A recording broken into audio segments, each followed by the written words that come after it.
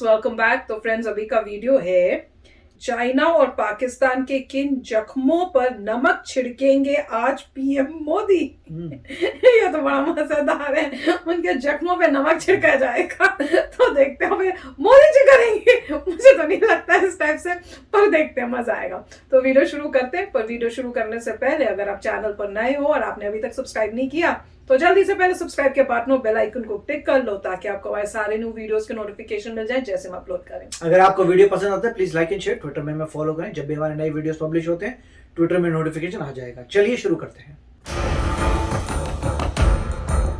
9 अगस्त 2021 की तारीख भारत के इतिहास में दर्ज होने जा रही है। ये वो तारीख है जब प्रधानमंत्री नरेंद्र मोदी इतिहास रचेंगे। नरेंद्र मोदी भारत के पहले प्रधानमंत्री होंगे जो सुरक्षा परिषद की बैठक की अध्यक्षता करेंगे।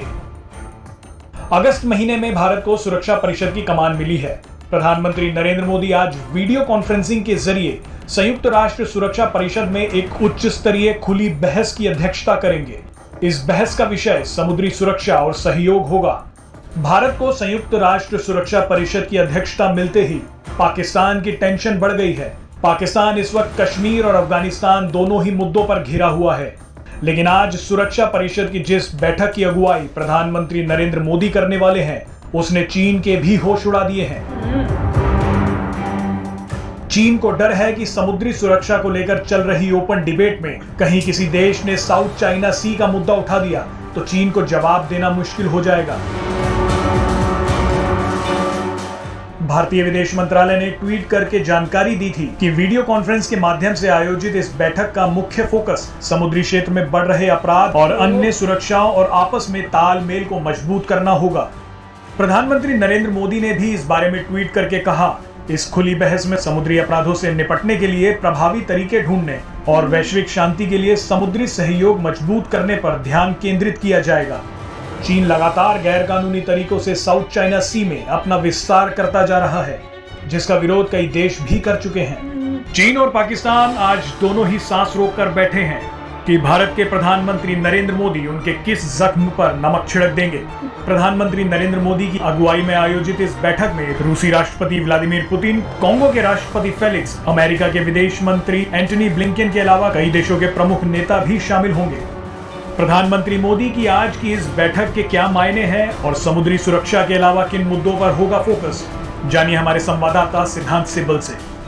आज भारत के लिए अहम दिन है। यूनाइटेड नेशन सिक्योरिटी काउंसिल में भारत यूएनएससी का प्रेसिडेंट है अगस्त महीने के लिए और कोऑर्डिनेट करेगा अहम बैठक। और क्या दुनिया भर में जो मसले हैं, जो मुद्दे हैं, उन्हें रखा जाए उस हाई टेबल के सामने और दुनिया एक तरफ से कंसेंसस की तरफ बढ़े।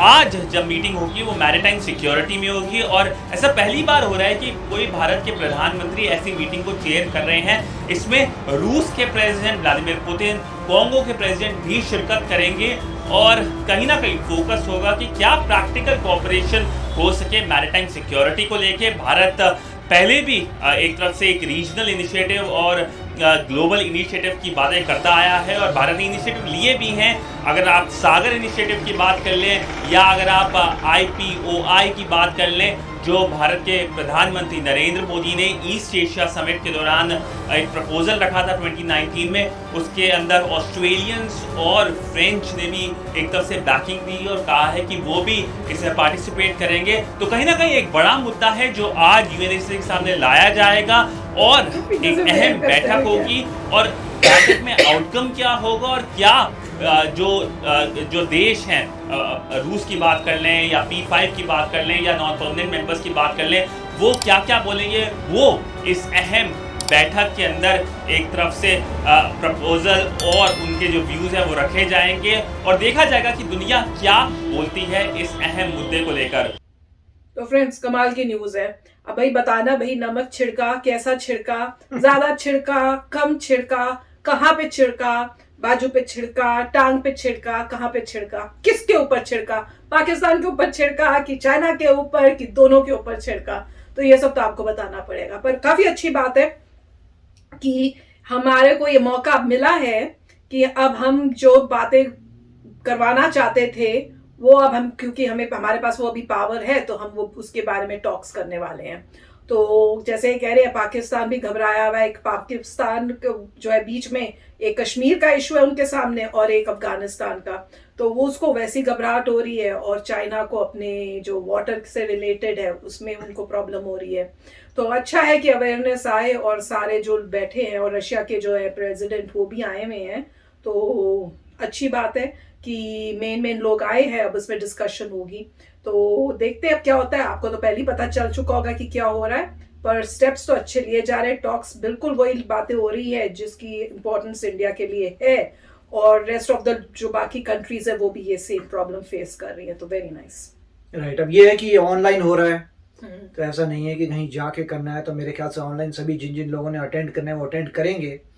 और मुझे पता नहीं कि चाइना अटेंड करेगा नहीं करेगा, मगर मेरी टाइम में यही बोल रहे हैं कि जहाँ जहाँ एक तरफ तो प्रॉब्लम हो रही थी पायरेट्स की, वो तो अलग प्रॉब्लम है कि जहाँ से सी के जो शिपिंग राउट्स हैं वहाँ पे पायरेट्स बीच में आते हैं, प्रॉब्लम करते हैं, सूडान या कहीं पर वहाँ प्रॉब्लम आई थी। दूसरा जो है साउथ चाइना सी में जो चाइना लोगों को बोल रहा है कि हमारा सी है, तुम यहाँ नहीं आ सकते, फिशरमैन आ रहे हैं, फिशरमैन को पकड़े जा रहे हैं, जगह जगह उनके डिस्प्यूट हो रही हैं। मेरे ख्याल से वियतनाम से, फिलीपीन से, मलेशिया से, इंडोनेशिया, मतलब जितना भी रीजन है वहाँ पे डिस्प्यूट हो रही है लोगों से, इसीलिए कि वाटर्स के ऊपर। तो मेरे ख्याल से उस पर देखते हैं कि क्या फोकस होगा, किस तरीके से बोलेंगे।